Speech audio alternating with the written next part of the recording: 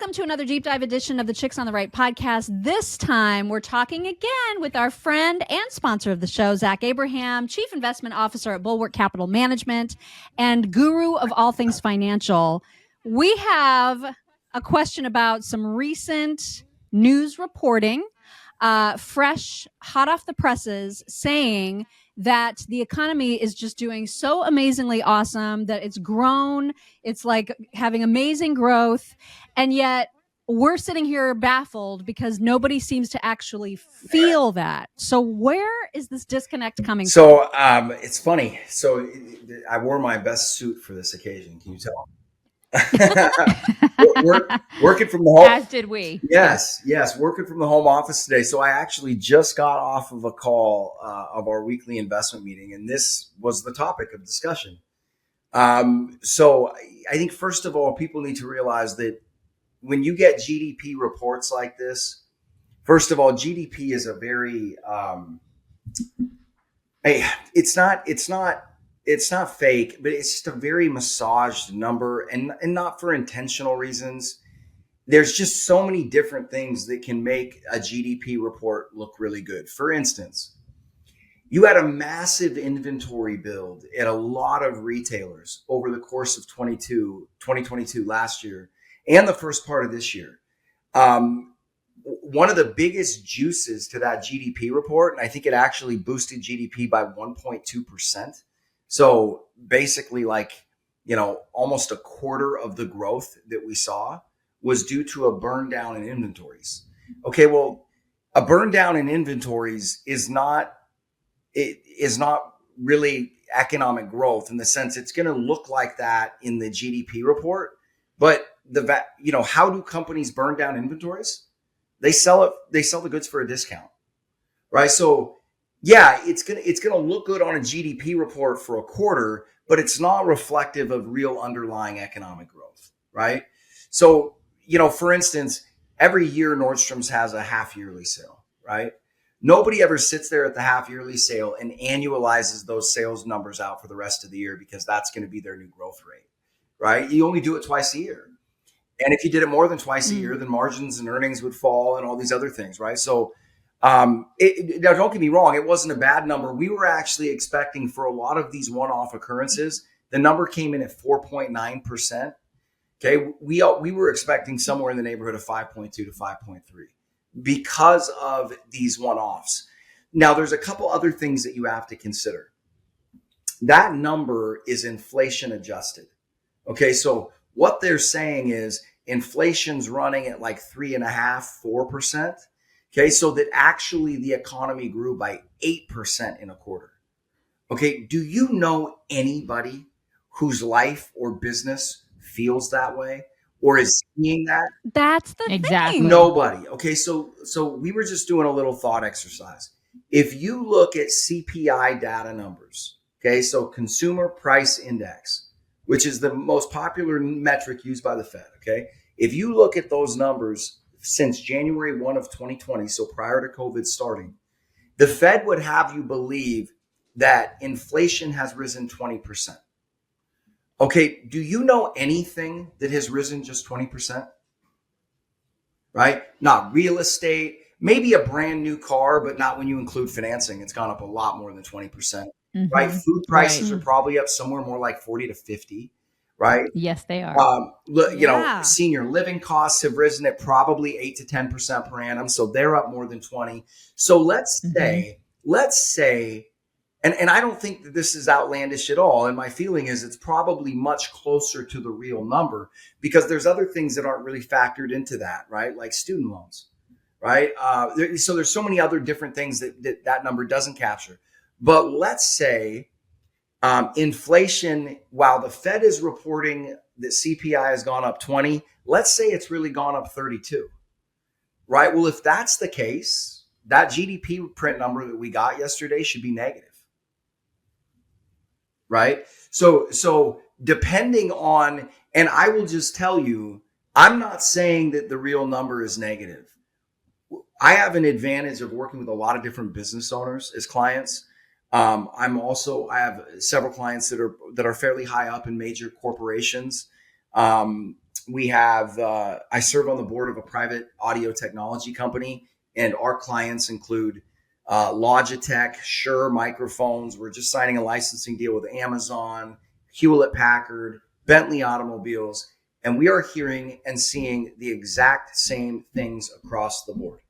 And that is inventories building, spending slowing considerably on both the consumer and the corporate front. Bentley automobiles. One of the narratives out there is, well, yeah, people on the lower end are struggling, but man, the higher end incomes, they're motoring along. Bentley automobile orders are down like 30% year to date. Wow. Right. Ferrari's getting ready to lay off thousands of people. They just announced that the other day. Right. Wow. So I'm starting to really, now I don't think it's manipulated on purpose, like I was explaining to you. There are legitimate reasons why the Fed would understate inflation. There are also a lot of reasons why they're motivated to understate it too, right? So I'm not alleging conspiracy, but when I look at the data that I see coming out of the economy, when I contrast it with earnings reports coming out of corporations, when I contrast it with what I'm hearing from our clients that own small businesses, what I'm hearing on conference calls, serving on the board of that technology company that I was talking about, the two do not match, right? There's an incongruency there. And when you just kind of lay everything out, I think it's a combination of factors. I think there's some one-off factors that are occurring only this year that are artificially boosting GDP, and it's not going to last. I also think that the inflation number is understated. And I think when you add it all together, you've got an economy that's at stall speed. It's not plunging, right? It's at stall speed. And I think I think if you look through it through that lens, just a lot more things make sense, right? That just seems to fit a lot better. So yes, it's not the supporters of Bidenomics aren't going to like that answer. But if it doesn't feel like the economy is growing at 5%, it's because it's not. So that's kind of what I I know thought. this is sort of like probably not a topic. I don't know if we really want to get in like too deep, and it could be a little bit crazy. But today on Twitter, I was looking. I always kind of just scour Twitter, and I know you do a daily kind of dish with your peeps. Yeah. And you may have touched on this, or you may touch on it today. But what was trending on Twitter today? I saw it. I was telling Mock. I was like, stock market crash is trending on Twitter today. What is up with that? Like, what? Do you have any insight on that? No. And quite honestly, well, okay. So there is something to that, and it's something that we've been paying attention to. And there's probably a lot of different people talking about this all the time, but what is really interesting right now is that in the last week and a half, we've seen some things happen. Let's actually look at the last 3 weeks. So the yield on the 10-year treasury reached 5%. Now, there's nothing magic about that number, but we haven't seen it since, I want to say, the beginning of 2006 or beginning of 2007. So it's been a really long time. Okay, so what's really interesting about that is you have a lot of pension plans around the country that need to generate 5 to 6% a year to meet their requirements, right? Meet the income needs that they need to kick out. They can lock that in right now, right? They can go out there and buy a big pile of treasuries, and they know that pile can meet their needs for a long time. Conversely, when you're looking at the valuation of the U.S. stock market, history would tell you, because of where the stock market's valued, history would tell you that it's more than likely that over the next 10 years, stock market returns on an inflation adjusted basis, so after you net out inflation, should probably grow somewhere between -1% to maybe 2% a year, right?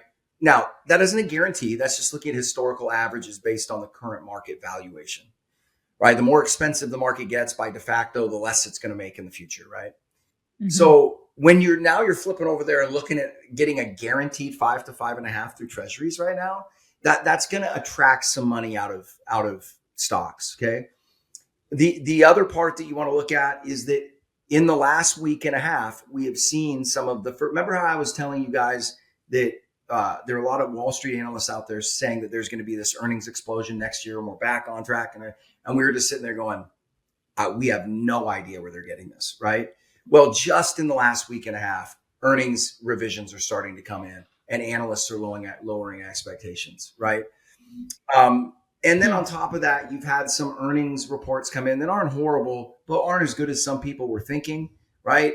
You're starting to see defaults in commercial real estate or commercial office space. We've talked about this. Remember, I was telling you there's going to be major write-downs, right? The other day, they announced in Toronto a $1.2 billion high-rise office building. They just handed the keys back to the bank, right? Because they came up for refi. I remember we were telling you this was going to happen because when you looked at the new interest rate, they were cash flow negative. There was a 750 unit luxury apartment complex that just went into foreclosure. Same thing, handed the keys back. The property is currently in receivership. This was a fully finished 750 door luxury apartment complex in San Francisco. Okay. Oh my God. Why did they hand it back? Rates, right? And they have over 91% occupancy and they still couldn't make the rates work. My gosh. So now with that backdrop, right, some of these things that we've been talking to you guys about for the last several months, they're coming into the foreground and you're starting to see them. And at the same time, the stock market is bumping up really, really key support levels that the market has previously had a hard time breaking through to the downside. And then anytime it gets up over that level, it typically takes off much higher, right? It's a way we look at markets, technical analysis. When you see the market threatening those downtrend lines with this new information being brought to light, it's a setup where I would look at you and say, if you thought the market was going to drop 20% between now and the end of the year, I would say that based on where we're at right now, that is not nearly as a crazy bet to make as it would have been 2 weeks ago. So, wow. Now, not predicting that's going to happen, okay? But what is scary about it is that if you believe that economic reality is more like we've discussed here, that kind of needs to happen. See, the price on stocks right now with rates where they're at, it just doesn't make any sense, right? Again, you can get a guaranteed 5.5% with zero risk at the tail end of the largest and biggest U.S. bull market in history. Like what? Why wouldn't you take some chips off the table and do that, right? So there could be, like I said, I'm not predicting this, but when you look at all of those different factors, they could be right. I mean, all that to say that this is stuff that you have been saying forever and that you have seen coming. And this is why we always call you the expert on all of these matters. So remind the audience where they can learn more, especially how they can listen into that Daily Dish. Yeah, no, thank you for that. So name of the show is Know Your Risk Radio Podcast. We do a weekly show. It's an hour on Fridays, and we typically accompany with it with a long form, usually an hour-long interview as well. And then me and my head of research, really smart guy by the name of Chase Taylor, we do a daily thing called the Daily Dots. It's 15 to 20 minutes long, summarizing everything that happened in the world of economics and finance, because we think this is pretty historic times. And so we just kind of want to document that. And so we're doing that every day. Know Your Risk Radio Podcast. It's all free. There's no paywall. And then we're really excited. This week, we've got a really cool interview coming up with, did you guys ever see the movie The Big Short? Okay, so two of the real characters in that movie that worked on Steve Carell's hedge fund, right, that he played, two of those real guys are coming on the show. We're going to interview them this week for about an hour. Met them through social media, got them agree to come on the show. So we're going to get the inside story of The Big Short. And then also what they're working on right now. Their fund they run was up 130% last year alone. They think that things are about ready to go boom. So it'll be a really interesting interview this week. That's really cool. I love that. Yeah, that is awesome. Thank you so much for being with us yet again. We appreciate it. All right, ladies. Thanks for having me as always. Investment advisory services offered through Trek Financial LLC, an SEC-registered investment advisor. Information presented is for educational purposes only. It should not be considered specific investment advice, does not take into consideration your specific situation, and does not intend to make an offer or solicitation for the sale or purchase of any securities or investment strategies. Investments involve risk and are not guaranteed, and past performance is no guarantee of future results. For specific tax advice on strategy, consult with a qualified tax professional before implementing any strategy discussed herein.